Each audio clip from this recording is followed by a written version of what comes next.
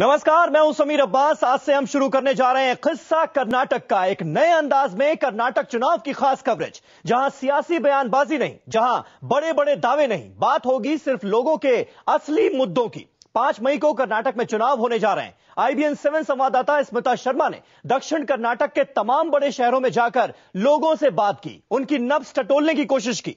बेंगलुरु से मैसूर होते हुए स्मिता मैंगलोर तक गई। आज पहले दिन स्मिता के साथ चलते हैं बेंगलुरु। देखिए किस्सा कर्नाटक का।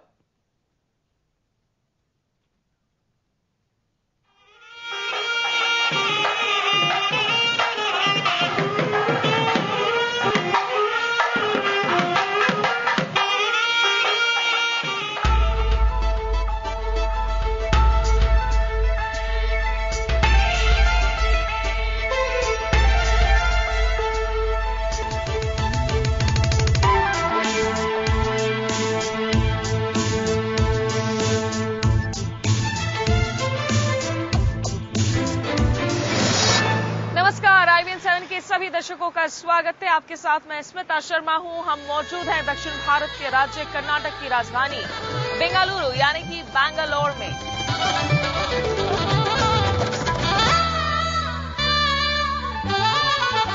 यहां सियासत उबाल पर है क्योंकि अगले कुछ दिनों में यहां विधानसभा चुनाव होने जा रहे हैं।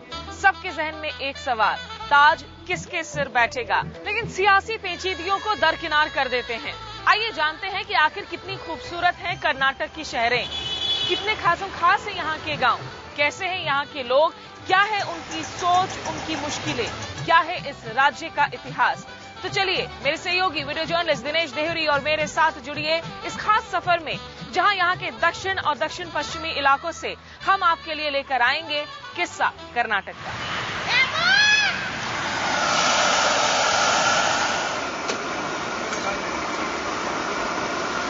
मेरे ठीक पीछे है कर्नाटक का विधान सौदा यानी कि विधानसभा, जहां जनता के चुने हुए प्रतिनिधि तय करते हैं राज्य की दशा और दिशा। वैसे इसका निर्माण करवाया था मैसूर राज्य के तत्कालीन मुख्यमंत्री के हनुमंतैया ने। 1951 में इसकी नींव रखी थी पंडित जवाहरलाल नेहरू ने, और जब ये बनकर तैयार हुआ 19 दिसंबर 1956 को यहां विधानसभा की पहली बैठक हुई। 1953 में जब तत्कालीन मैसूर राज्य से आंध्रा अलग हुआ तो मद्रास का बेल्लिरी आया मैसूर के हिस्से। 3 साल बाद भाषा के आधार पर इस राज्य को पुनर्गठित किया गया और 1973 में इसका नाम पड़ा कर्नाटक। पहले यहां 208 विधायक हुआ करते थे, लेकिन इसकी संख्या बढ़ाकर 1978 में 224 कर दी गई।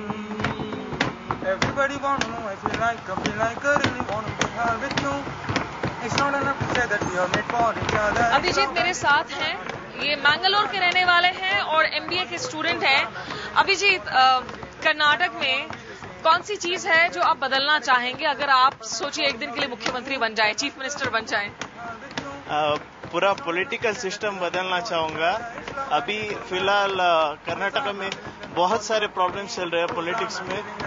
सबसे पहले वो एक चीज बदलना चाहूंगा। आप मैंगलोर से आते हैं और बैंगलोर शहर को जब आप देखते हैं, डिफरेंस क्या पाते हैं? बैंगलोर शहर में आपको सबसे परेशान क्या चीज करती है? एक्चुअली बैंगलोर शहर ग्रीन सिटी है, लेकिन ट्रैफिक बहुत है यहाँ पे। ट्रैफिक का एक बहुत बड़ा प्रॉब्लम, सिर्फ ट्रैफिक का प्रॉब्लम। तो ये अभी जो इलेक्शंस होने जा रहे हैं, कर्नाटक का यूथ कितना पॉलिटिकली एक्टिव है, कितना ज्यादा इंटरेस्ट लेता है यहाँ की पॉलिटिक्स में, यहाँ की पॉलिटिकल सोच में? अभी जैसा यहाँ पॉलिटिकल पार्टी जैसे बिहेव कर रही है, मेरे हिसाब से बहुत से यूथ को आगे आना चाहिए, लेकिन लग तो ऐसा रहा है कि बहुत पीछे जा रहे लोग।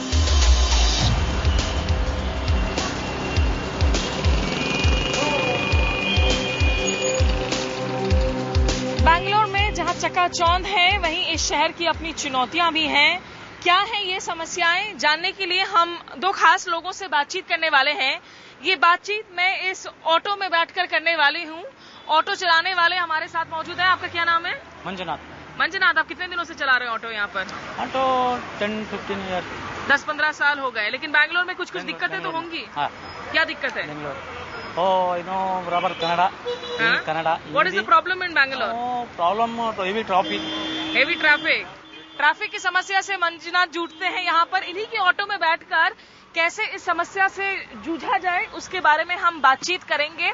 जिस रेट से आईटी क्षेत्र में इन्वेस्टमेंट्स हो रहा है उस रेट से प्लानिंग क्यों नहीं हो पाई है, जहां तक अर्बन प्लानिंग का सवाल है। काफी लोग आ रहे हैं बेंगलोर में, this is the most important thing. रोज 850 लोग बेंगलोर आते हैं रोज। इसका मतलब है कि एक साल में 3 लाख लोग तो आ जाते हैं। इस तरह की जो जनसंख्या बढ़ के जाती है, इसको संभालना कोई भी शहर को मुश्किल हो जाता है। दूसरा है कि हमारे शहरों में, ना बस बेंगलोर में पर हर जगह में इंटीग्रेटेड प्लानिंग नहीं है। जो बस का प्लानिंग करता है वो अलग है, जो फुटपाथ और रोड का प्लानिंग करता है वो अलग है, जो मेट्रो का प्लानिंग करता है वो अलग है। तो एक इकट्ठा इन सबको मिला के एक प्लानिंग करना चाहिए। बहुत लोग आ रहे हैं और जो भी आ रहे हैं उनको अपनी गाड़ी लेना है, और अपार्ट फ्रॉम दैट इश्यूज जैसा जे वॉकिंग, जैसे लोग फुटपाथ में नहीं जाते हैं, रोड पे जाते हैं, तो ट्रैफिक का दिक्कत होता है। शायद साउथ एशियन कल्चर की दिक्कत है। लेकिन अश्विन, जैसे अब हम ऑटो में बैठे हुए हैं, यहाँ वॉल्वो बसेस चलाने को लेकर भी आपने मुहिम छेड़ी थी, वॉल्वो बसेस चल रहे हैं, उससे कितना असर पड़ा है पूरे सिस्टम पर? कोई भी शहर में 2 तरह के गोल्स होते हैं जो मास ट्रांसपोर्ट के। एक तो जो mass transport, lots of people put them in low cost travel.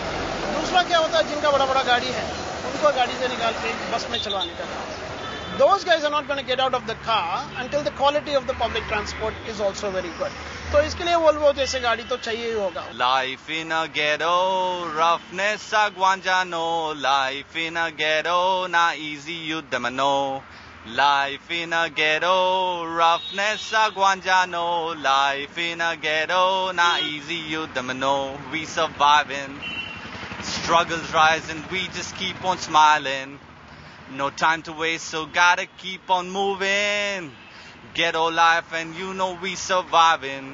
We ain't lying, nah.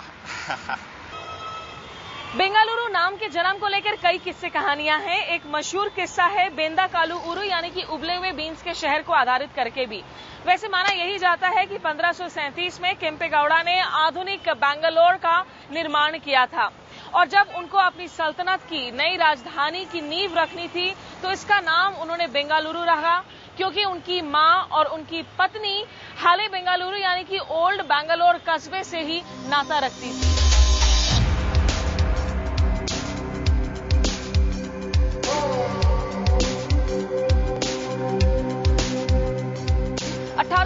के बाद से बेंगलोर एक छावनी और नागरिक और सैन्य स्टेशन बना, और सैनिक परंपराओं के तहत इसके कई सड़कों के नाम रखे गए, जैसे कि artillery road, CMH road, infantry road, cavalry road, और ये ब्रिगेड रोड जहां हम मौजूद हैं, ये महात्मा गांधी रोड से सटा हुआ है और अपनी बाजारों के लिए, मॉल्स के लिए आज मशहूर है। कहीं ना कहीं अर्बन बेंगलोर का फेस भी है। ट्रैफिक बहुत ज्यादा है, रोड पूरा नैरो रोड है, और थोड़ा पानी का प्रॉब्लम भी है, इधर बहुत ज्यादा पानी का प्रॉब्लम आ रहा। What are the issues that are there in your mind based on which you will cast your vote? First issue is corruption. This BJP government is almost 10 to more than 50-60% corruption is more compared to world governments. Almost 5-6 times corruption, too much corruption. Right. Unavoidable, unbearable corruption.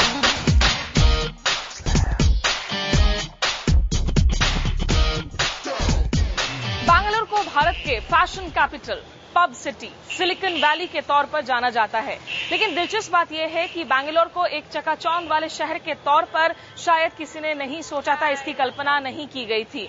इसे in fact एक retreat के तौर पर देखा जाता था, और बेंगलुरु कभी पेंशनर्स पैराडाइज यानी कि पेंशन पाने वाले लोगों के स्वर्ग के तौर पर भी जाना जाता था। लेकिन जिस तेजी के साथ इस शहर में उद्योग लगे हैं, आईटी इंडस्ट्री का विकास हुआ है, वो अपने साथ कई सारे अर्बन प्लानिंग से जुड़े हुए तमाम चुनौतियों को भी लेकर आया।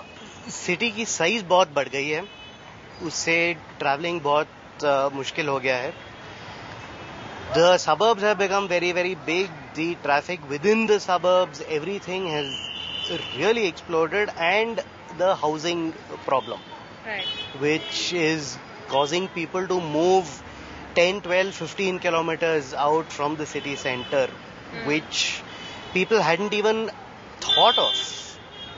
5, 8, 10 years ago. Public transport is practically negligible, so we have to depend on rickshawalas, which makes us more vulnerable because it's a one-on-one equation. So, till the infrastructure doesn't catch up with the demands that women have, I don't think we will feel safe in the city. Krishnapuram परिवार हमारे साथ है, 25 साल से बैंगलोर में ही रह रहे हैं। इनकी भी बातों को सुनते हैं। There's too much of population, too much of traffic. Before, it used to be deserted, Bangalore. Like when I was born, I didn't see so many people. But now I see like it is like 100 times more. They must change this environment, Trees are, they are cutting trees. Right. This traffic is going every day. Because of pollution it goes. There is no water. Everything is scarcity now. Right. तो कृष्णापुरम परिवार को लगता है कि green Bangalore ज्यादा हरा भरा हो, ग्रीन हो, ये इस बार एजेंडा होना चाहिए जहां तक चुनावों का सवाल है।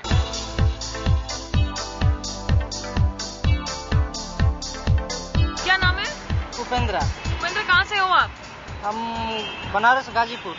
तो ये जो भाजी बना रहे हो, कितने दिनों से यहाँ पर बैंगलोर में कब से आए हुए हो? 2-3 साल हो गए। बैंगलोर शहर वाराणसी से एकदम आप उत्तर से दक्षिण तक आए हो, दिक्कत होती है यहाँ भाषा की, लोगों से मिलने समझने की?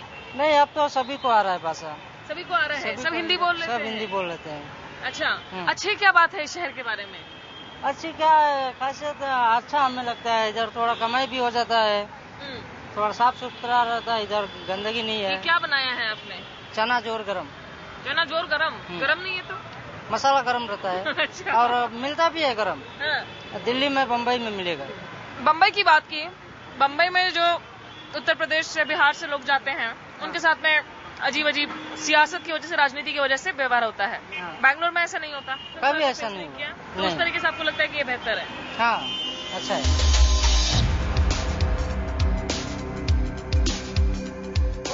जारी है किस्सा कर्नाटक का। ब्रेक के बाद बैंगलोर में युवाओं को बढ़ चढ़कर वोट डालने के लिए कौन कर रहा है प्रोत्साहित?